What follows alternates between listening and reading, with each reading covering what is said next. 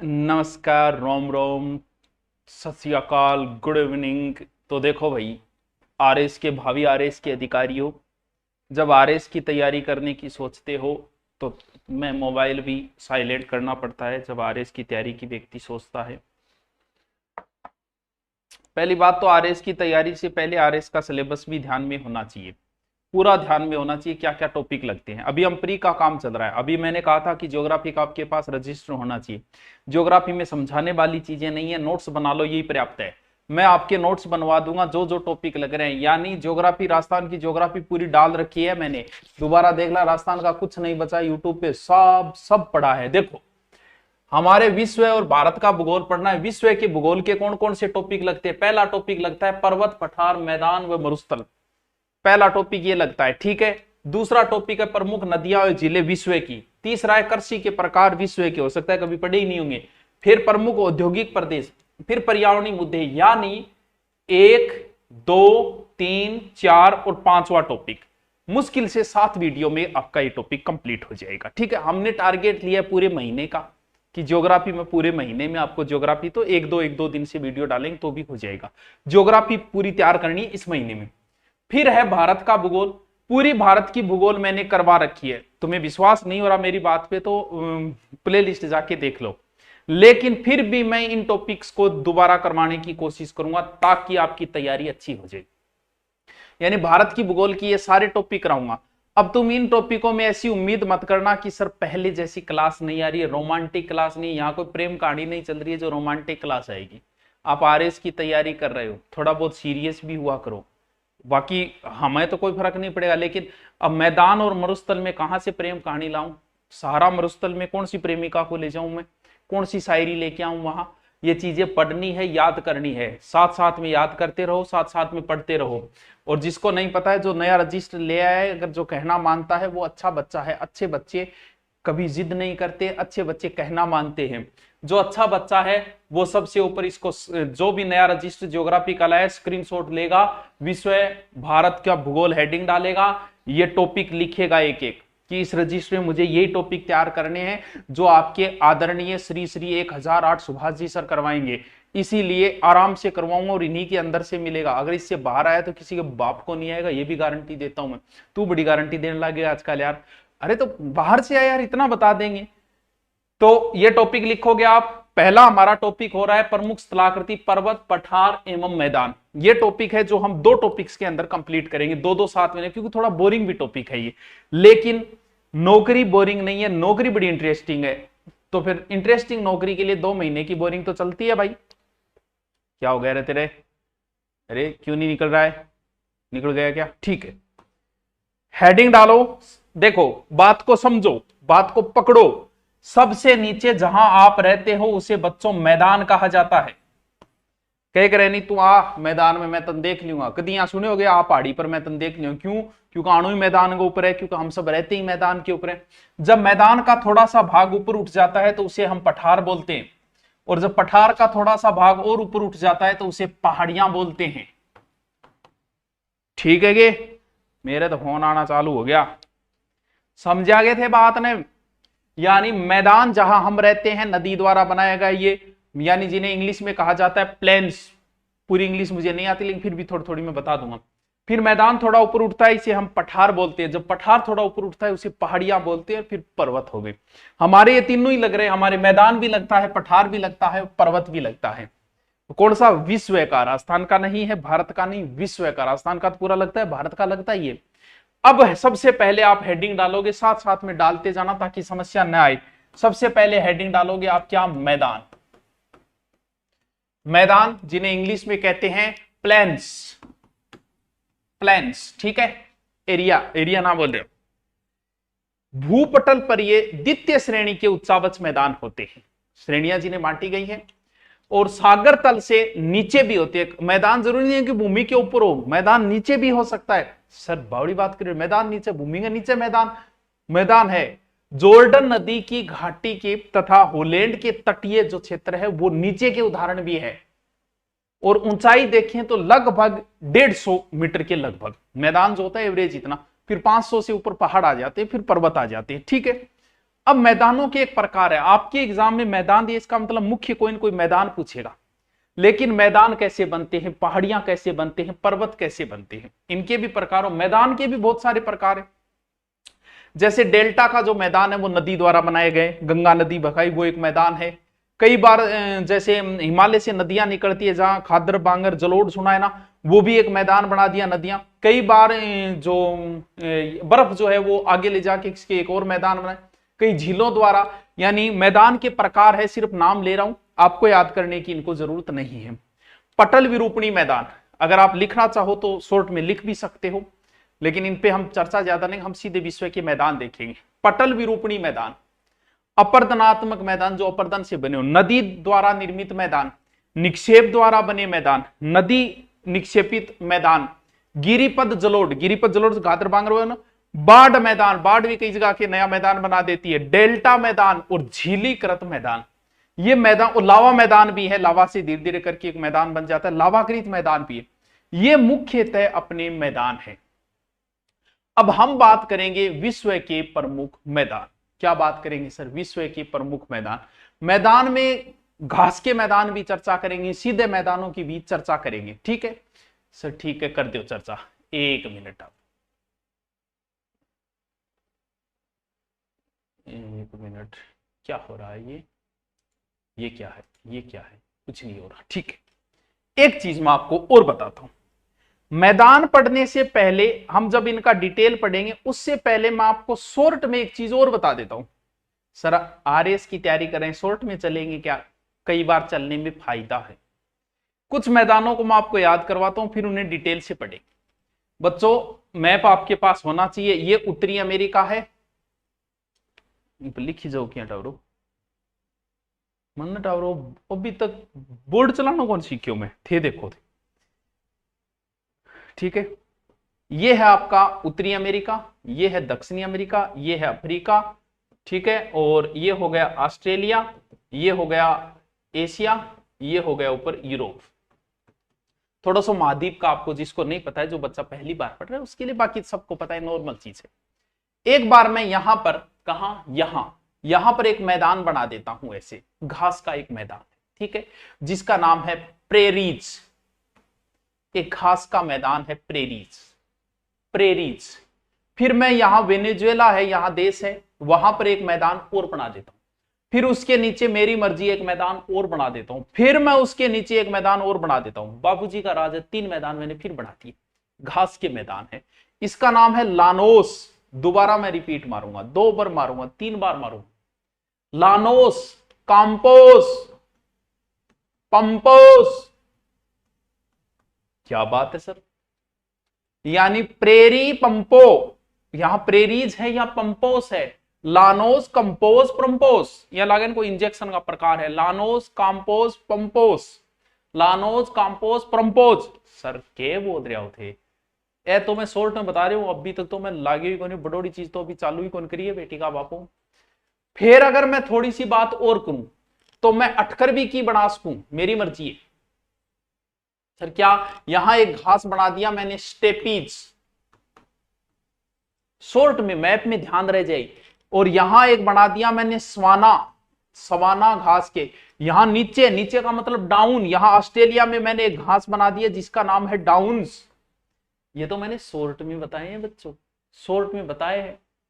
और 3 बना सकता हूं मैं, मेरी मर्जी है। जब मैंने दक्षिणी अमेरिका में 3 बनाए तो मेरी मर्जी है कि अफ्रीका में मैं 3 बनाऊंगा। यानी savanna, savanna parkland, savanna parkland, और दक्षिण में है वेल्ड। ये इतने घास आपको परिचित करवाए हैं मैंने। अभी हम इनका DETAIL भी पढ़ेंगे।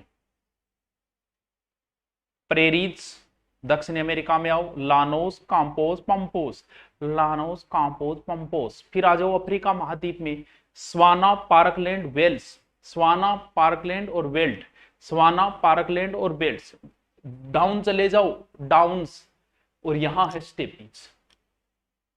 सर दोबारा बताओ, क्यों नहीं बताएंगे भाई साहब? दोबारा देखो, prairies, prairies, llanos, campos, pampas, ठीक है, savanna, savanna, parkland, veld, steppes, downs. क्या समस्या है, क्या समझ में नहीं आ रहा है ये बताओ। सर आ रहा है समझ में, डिटेल में चलो अभी चलते हैं। अब आप साथ साथ में लिखते जाओगे, ठीक है। इतनी बातें मैंने अभी शॉर्ट बताया, अभी अभी घास शुरू नहीं किए मैंने, अब करूंगा घास शुरू तो मैं।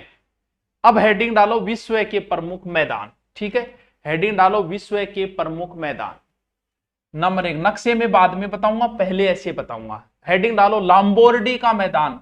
अब आपने नाम ही नहीं सुने, आपके लिए तो बोरिंग होगा, लेकिन इंटेलिजेंट बच्चे जो है बोर नहीं होते। लाम्बोर्डी का मैदान,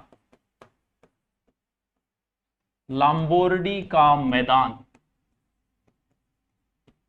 सर वो के नाम हो लाम्बोर्डी, इटली के उत्तरी भाग में है, यानी सीधा याद रखो इटली, सीधा याद रखो कहां है इटली। लाम्बोर्डी कहां है इटली, इटली के उत्तरी भाग में आल्पस पर्वत के लगा हुआ है। ये जलोढ़ मिट्टी से बना है और इटली का बड़ा ही महत्वपूर्ण है ये लाम्बोर्डी, क्योंकि ये उपजाऊ क्षेत्र है, अच्छा है, उपजाऊ क्षेत्र है, मैदान है।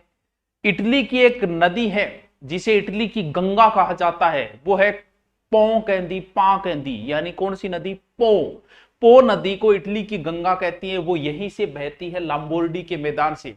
और यूरोप का सर्वाधिक चावल भी जो है वो यही होता है, और यहां से इटली की गंगा बहती है, पो नदी, इटली की गंगा यहीं से बहती है, इटली की गंगा, पो नदी। हेडिंग डालते जाओ, साथ साथ में नोट्स बनाते जाओ, दोबारा नहीं पढ़ना है इनको, मतलब दोबारा नोट्स नहीं बनाना है, दोबारा एक बार बना लो फिर रिपीट करते रहो। सर आगे चलो, क्यों नहीं चलेंगे, क्यों क्यों रहे, गड़बड़ हो जाए, ठीक है। मुझे इस पे करना था, नहीं इस पे करना था, इस पे करते ये क्यों आया, बोल रहा हूं जी, हटाओ, ठीक है। चलो भाई, ये है फिर ऊपर जाने का, ठीक है सर। पहला हमने क्या पढ़ा, पढ़ लिया सर। दूसरा, अंडूसिया का मैदान, अंडूसिया का मैदान, अंडूसिया का मैदान के नाम है सर अंडूसिया। सर कहां है, स्पेन के दक्षिणी भाग में है ये, स्पेन के दक्षिणी भाग में है ये। अंगूर की खेती बहुत अच्छी है, अंडूसिया में अंगूर की खेती होती है, फल होते हैं। स्पेन साइड में वहां की शराब, इटली वगैरह स्पेन वहां की फेमस है, तो कौन सा होगा, अंडूसिया। बस इतना ही लिख लो कहां है। पहला लाम्बोर्डी, कहां, इटली, पहला लाम्बोर्डी इटली। दूसरा अंडूसिया का मैदान, स्पेन। तीसरा क्वांटो का मैदान, क्वांटो एक गाड़ी आती महिंद्रा की, क्वांटो का मैदान, क्वांटो का मैदान। जापान का एक द्वीप है होन्सु द्वीप, वहां पर है क्वांटो, जापान, टोयोटा कंपनी जापान की, क्वांटो। जापान के जो सबसे महत्वपूर्ण नगर है टोक्यो, कावासाकी, याकोहामा, वो सारे इसी मैदान के अवस्थित है, इसी मैदान के अंदर अवस्थित है। कौन सा, क्वांटो का मैदान। जापान का मुख्य शहर कौन सा, टोक्यो, राजधानी टोक्यो। दूसरा नाम लिखो तो लिख लो, कोई बात नहीं, कावासाकी अवस्थित है। साथ साथ में रिपीट मारता रहा, अच्छो भी लगे, साथ साथ में याद भी होता रहे। मैं बार बार आने खातर बोलूं ताकि थारे याद हो जाए। पहला है लाम्बोर्डी का मैदान, इटली। दूसरा है अंडूसिया का मैदान, स्पेन, अंडूसिया का मैदान, स्पेन। तीसरा है क्वांटो, क्वांटो का मैदान, जापान। वाह सर, आगे चलो।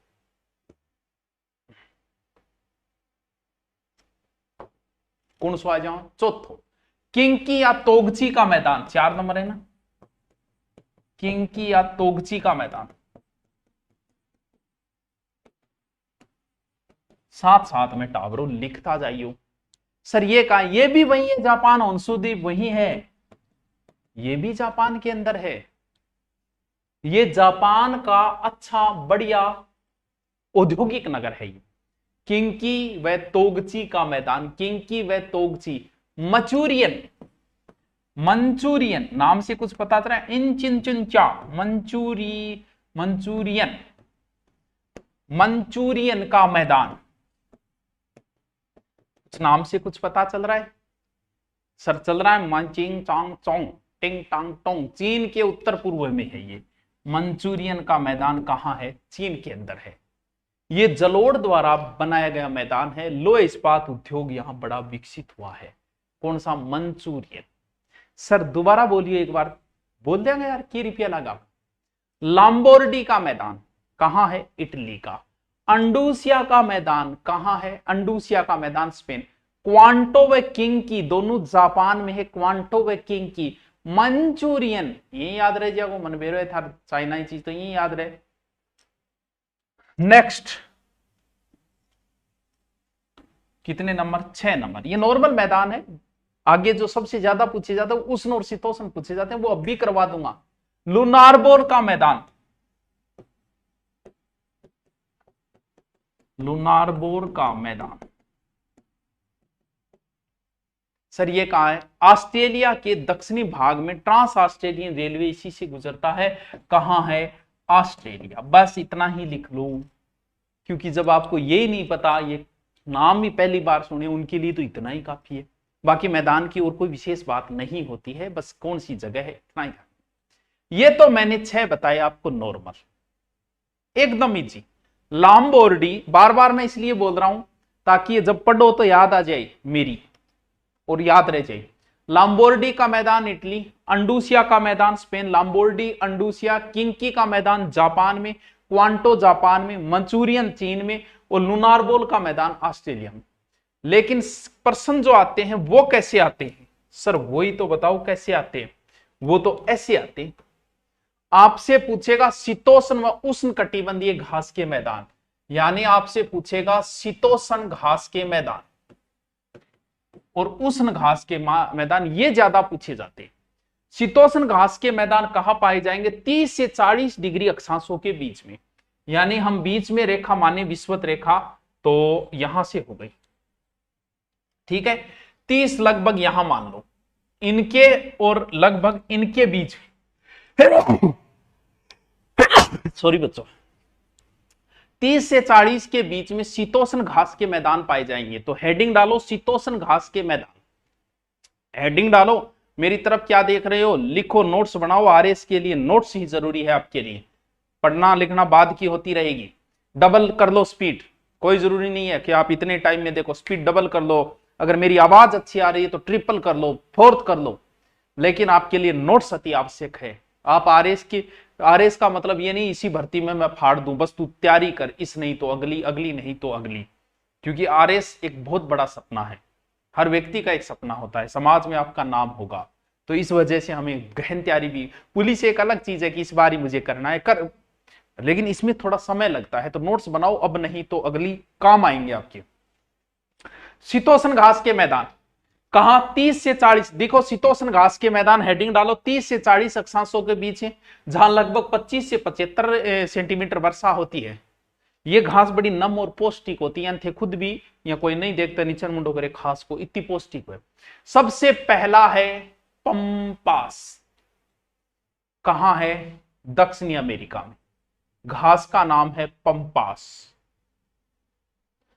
पंपास, हेडिंग डालो पंपास। पंपास दक्षिणी अमेरिका में अर्जेंटीना व उरुग्वे, दक्षिणी अमेरिका में अर्जेंटीना व उरुग्वे। कौन सा घास है? पंपास, पंपास, हेडिंग डालो पंपास। दक्षिणी अमेरिका के अर्जेंटीना व उरुग्वे में, यही चीज है, यहां से प्रश्न ज्यादा आता है। ये किसके लिए है? यहां पर अनाज भी अच्छा होता है और सूअर का भी अच्छा किया जाता है पालन, अनाज व सूअर का पालन अच्छा किया जाता है इस घास के अंदर। यहाँ एल्फा एल्फा पोषण युक्त एक घास पाई जाती है, आप जाओ तो यही खाना बस। कौन सा? कि एल्फा एल्फा घास कौन सा है? मुझे यही खाना है। एल्फा एल्फा बड़ा ही पोषण युक्त घास है, एल्फा एल्फा, ठीक है। वाणिज्यिक चारावाह जो है, जिसमें खेती वगैरह, जिन्हें हम अच्छे पशुओं को पाल के बेचें, उनमें बड़ा काम आते हैं। यहाँ पाले जाने वाले जो पशुओं में एक पशु है ब्यूनस आयर्स से में लाकर काटा जाता है, जो भी पशु यहाँ पाले जाते हैं वो। फिर उनके मांस का निर्यात किया जाता है। ये घास बड़ा उपयोगी, जैसे हमारे यहां सेवण है। हेडिंग डालो पंपास, हेडिंग डालो पंपास, हेडिंग डालो पंपास। कौन सा घास है? शीतोष्ण घास है ये पंपास। पंपास शीतोष्ण घास का मैदान है पंपास। सर कहां पड़ता है? दक्षिणी अमेरिका महाद्वीप के Argentina Uruguay, Argentina plus Uruguay, यहां पर एल्फा एल्फा घास पाया जाता है। एल्फा एल्फा ज्यादातर तो ऐसे ही पूछता है कि निम्न शीतोष्ण कटिबंधीय घास है या निम्न उष्ण कटिबंधीय घास है, ज्यादातर तो यही पूछता है। सर ये तो हमने लिख लिया, बहुत अच्छी बात है, आगे लिखेंगे। पंपास के बाद में अगला घास है प्रेरीज, जो मैं पहले बता चुका हूं। प्रेरीज घास जो कनाडा और अमेरिका के बीच में है, प्रेरीज घास। सही को लिखो साइड में, प्रेरीज, प्रेयरीज। कनाडा और अमेरिका में ग्रेट प्लेन क्षेत्र जो है इन दोनों का, वहां पर फैला हुआ घास है। और सबसे अच्छी बात है कि शीतकाल में एक हवा चलती है चिनुक, जो बड़ी काम की हवा है। कौन सी हवा चलती है? चिनुक हवा। शीतकाल में एक हवा चलती है चिनुक, जो इस घास को उगने में भी बड़ी सहायक होती है। चिनुक में घड़ी के मोबाइल मैसेज देखा, फिर ध्यान चले जाए, मन मेरे थे भी डिस्टर्ब हो रहा हूं, तो कोई बात नहीं, मैं इस घड़ी को खोल देता हूं। पर खोलेड़ी अच्छी कौन ला गई, मोबाइल साइलेंट करूं यार। देखो दिखाओ थे, दिखाओ मैं दिखाऊं। ठीक है। यहां पर गेहूं की खेती बहुत की जाती है। अमेरिका गेहूं पालन भी अच्छे, गेहूं उत्पादन में अच्छा स्थान रखता है। पशुपालन, मांस दोनों के लिए ही पशु पाले जाते हैं। मांस के लिए भी यहाँ पशु पाले जाते हैं, दूध के लिए पाले जाते हैं। हेडिंग डालो प्रेरीज घास के मैदान। किसमें आएंगे? शीतोष्ण कटिबंध में। दूसरा प्रेरीज घास के मैदान। कनाडा व संयुक्त राज्य अमेरिका में ग्रेट प्लेन में फैला क्षेत्र। कनाडा व अमेरिका के ग्रेट प्लेन में प्रेरीज, बस इतना ही। यहां चिनुक हवाएं चलती है, बस इतना थोड़ा सा और ध्यान रख लो। अब चलते हैं कहां? डाउन्स। डाउन्स याद रहेगा, डाउन ऑस्ट्रेलिया नीचे ही नीचे है, ओ घास जो डाउन्स। कहां? ऑस्ट्रेलिया। स्पेलिंग मन को याद थे, लिख लिया मैं इसी पर। ये ऑस्ट्रेलिया की फेमस नदी है मरे डार्लिंग, है मरे डार्लिंग। मरे डार्लिंग ऑस्ट्रेलिया की नदी है, उसी क्षेत्र में है ये। मरे डार्लिंग क्षेत्र में ही विस्तृत है, मरे डार्लिंग क्षेत्र। ठीक है, मरे डार्लिंग क्षेत्र में। यहां आजकल गेहूं की भी अच्छी कृषि हो रही है। यहां मैं तो गया तो नहीं हूं भी। यहां एक भेड़ पाली जाती है। कौन सी भेड़? बड़े बड़े बाड़ों में, और उन बाड़ों को बोलते हैं स्टेशन। आपने भेड़ पाले भी रियाड़ो बोला, रियाड़ो। अठे बोले कि स्टेशन, यानी जहां भेड़ रहने का, तो यहां स्टेशन है। हमारे यहां स्टेशन होता है बस वाला। तो यहां पर भेड़ पाली जाती है। मेरिनो भेड़ जो विश्व फेमस भेड़ है, मेरिनो, वो भेड़ ऑस्ट्रेलिया की है, मेरिनो, जिनके पालन वाले स्थानों को कहा जाता है स्टेशन। जिन्हें क्या कहा जाता है? स्टेशन। और जगह थे नाम सुनो नहीं, कंगारू, वे इस क्षेत्र में पाई जाए। लिखो डाउन्स। डाउन्स ऑस्ट्रेलिया मरे डार्लिंग क्षेत्र में, यहां मेरिनो भेड़ पाली जाती है, जिन्हें स्टेशन कहा जाता है। वाह सर कितनी अच्छी बात है, कितनी जल्दी जल्दी करें सर। एक रिपीट मार लियो गैलडो। पहले मैंने बताया पंपास जो दक्षिणी अमेरिका में अर्जेंटीना और उरुग्वे में है। दूसरा घास मैंने बताया प्रेरी जो कनाडा और अमेरिका के बीच है। तीसरा घास मैंने बताया डाउन्स जो ऑस्ट्रेलिया। चौथा घास वेल्ड। चौथा घास मैंने बताया वेल्ड, क्योंकि शीतोष्ण क्षेत्र। अब आपसे एग्जाम में पूछा ना उष्ण या शीतोष्ण, अगर आपने मैप में भर रखा है और आपने बार बार इसको देखा, तो मैप में भरे आपने देखा कि वेल्ड तो गुरुजी ने नीचे लगाया था अफ्रीका का, मतलब नीचे क्षेत्र गया तो शीतोष्ण हो गया, उष्ण है नहीं। इसी हिसाब से याद रख, जैसे ऑस्ट्रेलिया का डाउन से, तो ये क्षेत्र तो नीचे आ गया, नीचे आने का मतलब शीतोष्ण है, और इसके आसपास आया इसका मतलब उष्ण है। वैसे दिमाग में रखना, इसीलिए मैप बड़ा जरूरी है ज्योग्राफी में। यह दक्षिणी अफ्रीका में पहला शीतोष्ण कटिबंधीय घास है जिसका नाम है वेल्ड। यहां गाय, बैल और एक बकरी है अंगोरा, कभी नाम सुना है तो? बकरी बहुत जोर की है, बहुत जोर, यानी बकरा इंगा फैन ही। अगर अंगोरा बकरी कोई इंस्टा आईडी मिल जाए तो बकरो तुरंत फॉलो कर देगा और तुरंत मैसेज करोगे क्या कर रहे हो आजकल, किसकी तैयारी कर रहे हो। अंगोरा बहुत फेमस बकरी है, यहां पाई जाती है कौन से में? वेल्ड के अंदर। और मेरिनो वगैरह भी है, लेकिन मैन अंगोरा बकरी फेमस बकरी है, विश्व प्रसिद्ध फेमस बकरी है मेरिनो। ठीक है, सॉरी अंगोरा। लिखो वेल्ड, दक्षिणी अफ्रीका में फैला वेल्ड घास दक्षिण अफ्रीका। इस घास मैदान में गाय, बैल तथा अंगोरा बकरी भी पर्याप्त मात्रा में होती है। अगलो है स्टेपीज, जो यूरेशिया क्षेत्र में, यूरोप और अफ्रीका वाले क्षेत्र में है ना, वहां एक घास है स्टेपीज। अब ऊपर है तो वैसे ही याद रखने का पड़ेगा, ऊपर है तो शीतोष्ण है, अगर अक्षांशों के नजदीक है तो उष्ण है। ठीक है, चरनोजम मिट्टी इसी में पाई जाती है, स्टेपीज घास के अंदर। ये लो जी, मैंने शीतोष्ण कटिबंध के घास बच्चों आपको बता दी। अब आपकी याद हुआ कि नहीं हुआ वो आप जानो, लेकिन लिख लिए, बस लिख के रिपीट मारते रहना, कभी ना कभी हम आपके ख्यालों में आएंगे और याद होगा कि सर ने बताया था। हमारी क्लास डेली चलेगी, मैं क्लास तभी लूंगा जब आप अच्छे कमेंट करके कहोगे सर आगे की क्लास कब। इससे हमें मोटिवेशन मिलता है, हमें लगता है यार बच्चे वेट करें, भले 4 ही क्यों न कर रहे हो, तो हमें लगता है कि अच्छी बात है। जैसे वो आपको पता है मैंने शुरू कर दिया था नगर पालिका यूआरओ, लेकिन बच्चों के कमेंट की वजह से यार मुझे पूरा करना चाहिए, तो हमें एक जिम्मेवारी मिलती है कि मुझे ये काम पूरा करना चाहिए। मैं आरएस का पूरा सिलेबस अकेला करवा सकता हूँ, आरएस का जितना भी है सब, लेकिन वो मोटिवेशन तो आपसे ही मिलेगा ना। तो आप अच्छा कमेंट करो कि सर कब करवा रहे हो, अगला टॉपिक कब आ रहा है सर, तो अच्छा लगेगा इसमें कि हाँ भी बच्चे वेट कर रहे हैं, कराना चाहिए। सर सबसे पहले कराएंगे पंपास, दक्षिणी अमेरिका, अर्जेंटीना और उरुग्वे। दूसरा है प्रेरीज, जो कनाडा और अमेरिका के बीच है। तीसरा है डाउन्स, जो ऑस्ट्रेलिया के अंदर है। चौथा है वेल्ड, जो कहाँ है, दक्षिणी अफ्रीका में। पांचवा है स्टेपी, जो यूरेशिया क्षेत्र के अंदर है। ये लो, अब हेडिंग डालो, उष्ण कटिबंधीय घास के मैदान।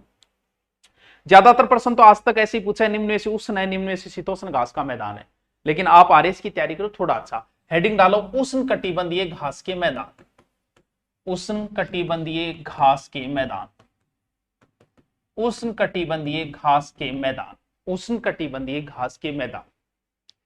उष्ण क्षेत्र वो है जो भूमध्य रेखा के आसपास है, 25 से 30 डिग्री, जैसे राजस्थान उष्ण कटिबंधीय में आता है वैसे ही, यानी भूमध्य रेखा से लगभग 30 अक्षांश, यानी भूमध्य रेखा हम मान लेते हैं यहां से, तो इसके इधर 30 और इसके इधर 30, यहां पर लगभग, ये सही नहीं बन पाया, मैं तो नीचे तक चला गया, यहां के आसपास का जो क्षेत्र है, यानी भूमध्य रेखा से लेके 5 से लेके और 30 अक्षांशों के बीच में जो घास पाई जाते हैं उन्हें हम उष्ण कटिबंधीय घास कहते हैं। और ये क्षेत्र उष्ण कटिबंधीय, सूर्य की किरणें सीधी चमकती है, तो जाहिर सी बात है वर्षा ज्यादा होगी तो 100 सेंटीमीटर वर्षा है, और वर्षा ज्यादा हो तो घास भी लंबा हो जाएगा, यानी यहाँ का घास जो है ना 1.5 से 3 मीटर तक लंबा हो जाता है। सबसे पहले यहाँ का जो फेमस घास है वो है सवाना, सवाना घास, और सवाना फेमस घास है, एग्जाम में बहुत बार इसको पूछा गया है, बहुत बार पूछो है, बहुत बार था ना, पूछ के सवाना घट है। दक्षिणी अफ्रीका के जिम्बाब्वे व सूडान में, मुख्य रूप से जिम्बाब्वे की एक टीम हुआ करती थी पहले, प्लस सूडान, नया देश बना था ना दक्षिणी सूडान। और इसी क्षेत्र में एक विश्व प्रसिद्ध केनिया का एक अभ्यारण्य भी है, उद्यान भी है, मसाई मारा राष्ट्रीय उद्यान, जो इसी क्षेत्र में आता है। तो पहला घास है सवाना। हेडिंग डालो, लिखो उष्ण कटिबंधीय 5 से 30 के बीच में, और हेडिंग डालो पहला है सवाना, पहला है बच्चों सवाना, दक्षिणी अफ्रीका के जिम्बाब्वे व सूडान के अंदर विस्तृत है। आ जाओ दूसरो, लानोस,